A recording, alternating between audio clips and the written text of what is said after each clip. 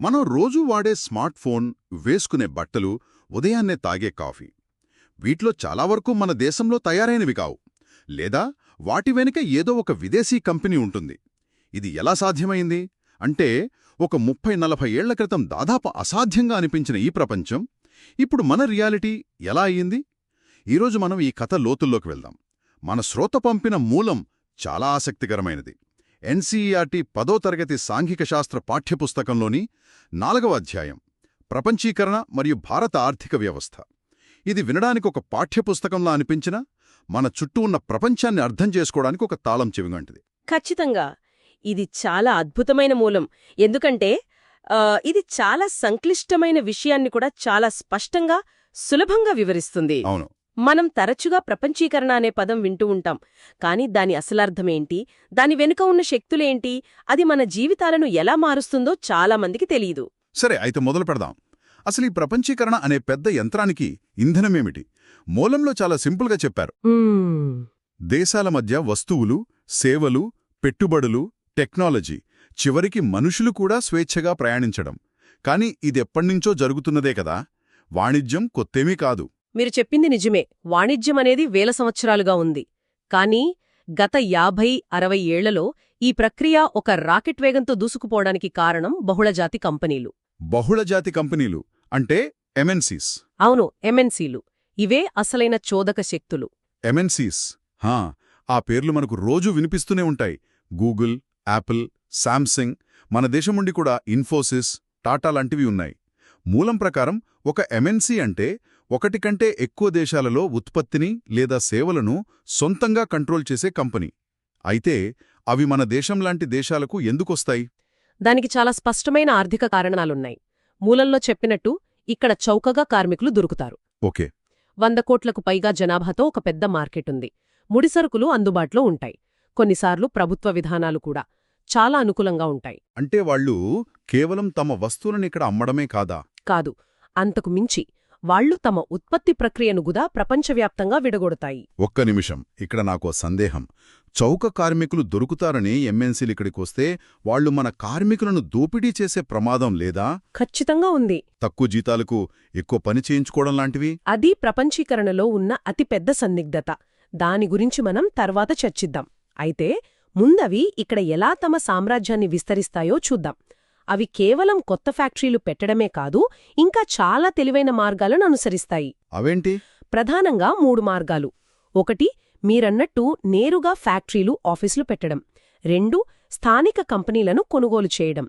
ఇది చాలా ఆసక్తికరమైన వ్యూహం. అంటే కొత్తగా మార్కెట్లోకి రావడానికి బదులు ఇక్కడి రాజుని ఓడించి సింహాసనాన్ని ఎక్కేయడం లాంటిది. సరిగ్గా అదే.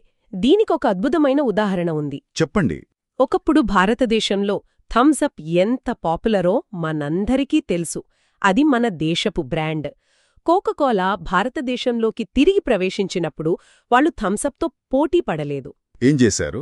దాని తయారు చేసే పార్లే కంపెనీని కొనేశారు. ఒకే దెబ్బకు అతిపెద్ద పోటీదారుని తొలగించి వాళ్ళ డిస్ట్రిబ్యూషన్ నెట్వర్క్ను సొంతం చేసుకున్నారు. వావ్! అంటే మార్కెట్లోకి ప్రవేశించడమే కాదు, మార్కెట్నే కొనేశారన్నమాట. చాలా తెలివైనది. మరి మూడో మార్గమేంటి? అది ఇంకా సూక్ష్మమైనది. ఇక్కడి చిన్న ఉత్పత్తిదారులతో ఒప్పందాలు చేసుకోవడం. ఓకే. ఉదాహరణకు బూట్లు, దుస్తులు తయారు చేసే ఒక పెద్ద అంతర్జాతీయ బ్రాండ్ ఆ వస్తువులను ఇక్కడి చిన్న కంపెనీలకు అప్పగించి వాటిపై తమ బ్రాండ్ పేరును ముద్రిస్తుంది. అంటే మనం చూసే మేడ్ ఇన్ ఇండియా లేబుల్ వెనుక అసలు కథ వేరే ఉంటుందన్నమాట. ఆ లాభాలన్నీ మళ్ళీ ఆ విదేశీ కంపెనీకే వెళ్తున్నాయా? పూర్తిగా కాదు. లాభాల్లో సింహభాగం విదేశాలకు వెళ్లినా ఇక్కడ ఉద్యోగాలొస్తాయి, స్థానిక సరఫరాదారులకు వ్యాపారం దొరుకుతుంది, ప్రభుత్వానికి పన్నులొస్తాయి. కానీ అసలు కంట్రోల్ ఎవరి చేతిలో ఉందనేది కీలకమైన ప్రశ్న. సరే, ఈ ఎంఎన్సీలు ప్రపంచవ్యాప్తంగా విస్తరించడానికి సిద్ధంగా ఉన్నాయి. కానీ భారతదేశంలోకి రావడానికి వారికి ఒకప్పుడు అడ్డంకులుండేవి కదా. 1990లకు ముందు పరిస్థితి వేరుగా ఉండేది. అవును, అద్భుతమైన పాయింట్. ఇక్కడే మన కథ ఒక కీలక మలుపు తీసుకుంటుంది. 1991వ సంవత్సరం. ఆ ఏడాదికి ముందు భారతదేశం ఒక రక్షణ కవచం లోపల ఉండేది. దాన్ని వాణిజ్య అవరోధాలు లేదా ట్రేడ్ బ్యారియర్స్ అంటారు. వాణిజ్య అవరోధాలు అంటే దిగుమతులను నియంత్రించడానికి ప్రభుత్వం విధించే పన్నులు, పరిమితులు, దీన్నే మనం ప్రొటెక్షనిజం అంటాం. హ్మ్, ఇది ఒక దేశం తన చిన్నపిల్లల లాంటి పరిశ్రమలను బయటి ప్రపంచంలోని పెద్దవాళ్లతో పోటీపడకుండా కాపాడటం లాంటిది కదా. సరిగ్గా అదే. స్వాతంత్ర్యం తరువాత మన దేశంలోని పరిశ్రమలు ఇంకా శైశవ దశలో ఉన్నాయి. అప్పుడే వాటిని విదేశీ పోటీకి తెరిస్తే అవి నిలబడలేవని ప్రభుత్వం భావించింది. అందుకే దిగుమతులపై భారీగా పన్నులు విధించింది. అవును. ఈ రోజుకి ఇది జరుగుతోంది. ఉదాహరణకు అమెరికా, చైనా వస్తువులపై టారిఫ్లు విధించటం, లేదా మన దేశంలో ఆత్మనిర్భర్ భారత్ కింద కొన్ని వస్తువుల దిగుమతిని నిరుత్సాహపరచటం. ఇవన్నీ దీని ఆధునిక రూపాలే. మరి 1991లో హఠాత్తుగా ఏం మారింది?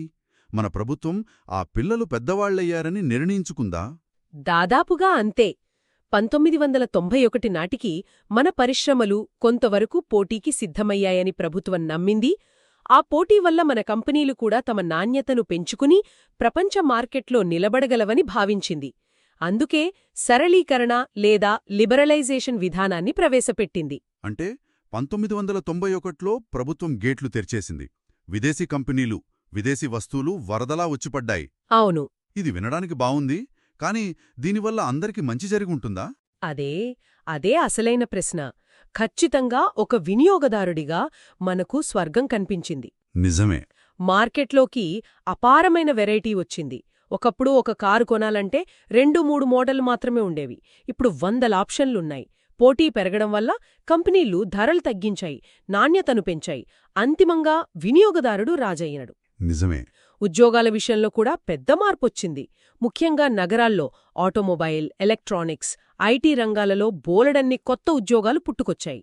హైదరాబాద్, బెంగళూరు లాంటి నగరాల రూపురేఖలే మారిపోయాయి. అవును. విదేశీ పెట్టుబడుల వల్ల కొత్త టెక్నాలజీ వచ్చింది. మన దేశీయ కంపెనీలు కూడా పోటీని తట్టుకోవడానికి తమ పద్ధతులను మెరుగుపరుచుకున్నాయి. కొన్ని భారతీయ కంపెనీలు కూడా ప్రపంచ స్థాయిలో ఎంఎన్సీలుగా ఎదిగాయి. ఇవన్నీ సానుకూల ప్రభావాలే.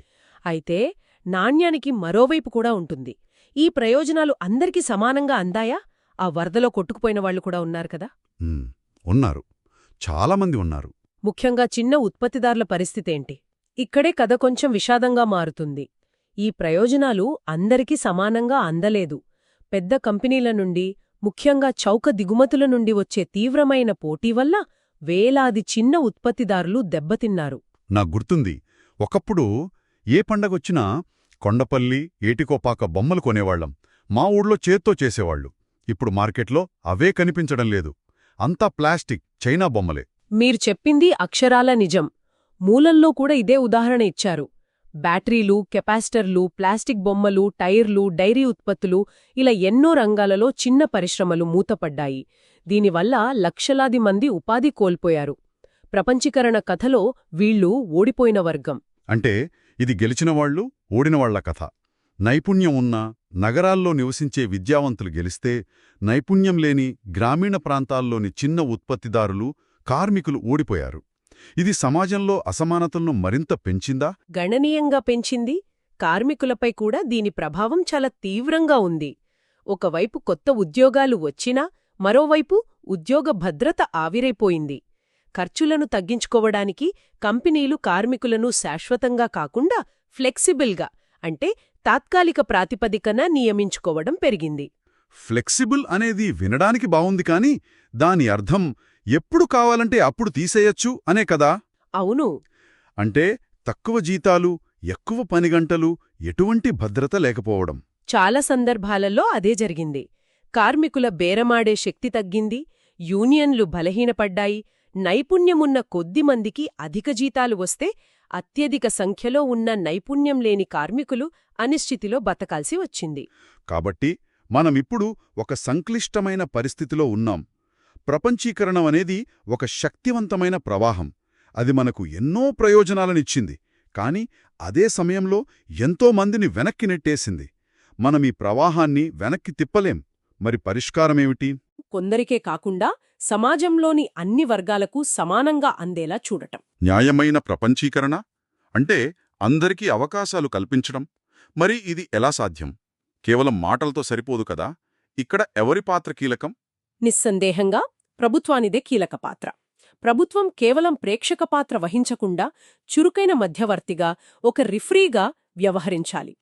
తన విధానాలు, కేవలం పెద్ద కంపెనీలకు, ధనవంతులకే కాకుండా దేశంలోని ప్రతి పౌరుడి ప్రయోజనాలను కాపాడేలా చూసుకోవాలి. అంటే ప్రభుత్వం ఏం చేయాలి?